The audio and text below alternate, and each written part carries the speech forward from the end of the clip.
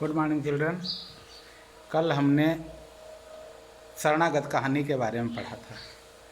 शरणागत कहानी में लेखक वृंदावन लाल वर्मा जी ने हमें बताने का प्रयास किया है कि वास्तव में हमें जो शरण में आ जाए उसकी रक्षा करने का प्रयास करना चाहिए। वो भी किसी जाति धर्म या वर्ग का हो या किसी भी प्रकार का व्यक्ति हो, उसकी रक्षा करने का प्रयास करना चाहिए। और इसी क्रम में इस कहानी में एक ठाकुर, जो कि गांव का राजा कहा जाता था लेकिन गरीब आदमी था, वह अपने साथियों के साथ में मिल करके रोज़ चोरी लूट मार किया करता था। लेकिन जब रज्जब नामक कसाई उसकी शरण में आता है, वो कहता मैं राजा के पास में आया हूँ, राजा की शरण में आया हूँ, तो वो उसे पूर्ण रूप से शरण देता है, अपने घर में रात भर रहने का स्थान भी देता है और उसके बाद में वह उसके लिए एक भगवान बन जाता है। क्योंकि रास्ते में बैलगाड़ी लेकर के जाते समय जब उसे लूटने के लिए वह स्वयं अपने साथियों के साथ मिलता है, उसे नहीं पता होता है कि वही रज्जब कसाई है जिसने हमारे घर में शरण प्राप्त की थी।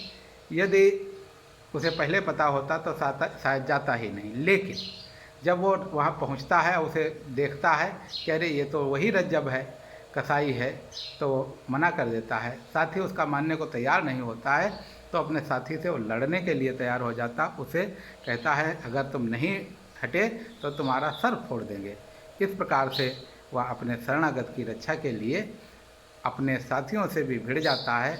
वो कहता है कि हम कसाई का एक भी पैसा छू नहीं सकते हैं, क्योंकि वह कमज़ोर है, दलित है और गया गुजरा है।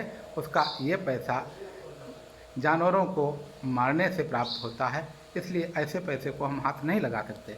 यानी कि लूट मार करने वाला व्यक्ति भी सच्चरित्र हो सकता है, दयावान भी हो सकता है, और इसके साथ साथ सबसे बड़ी बात है कि वह अपने शरणागत की रक्षा भी कर सकता है। इस कहानी से हमें शिक्षा मिलती है कि हमें सदैव अपने शरणागत की रक्षा के लिए तत्पर रहना चाहिए। अगर कोई हमारी शरण में आ जाता है तो उसके तन मन धन से सेवा करनी चाहिए और उसे हर प्रकार की मुसीबत से बचाने का प्रयास करना चाहिए। इस कहानी के माध्यम से लेखक ने यह शिक्षा देने का प्रयास करना चाहिए। हमें भी अपने जीवन में इस प्रकार का उतारने का प्रयास करना चाहिए। धन्यवाद बच्चों। इस पाठ पर आधारित जो पाठ दिए गए हैं वो सब आपको अवतरण करने का प्रयास करना चाहिए। यदि नहीं कर पाते हैं तो आप हमें बताइए, हम वो पूरा कराएंगे। धन्यवाद।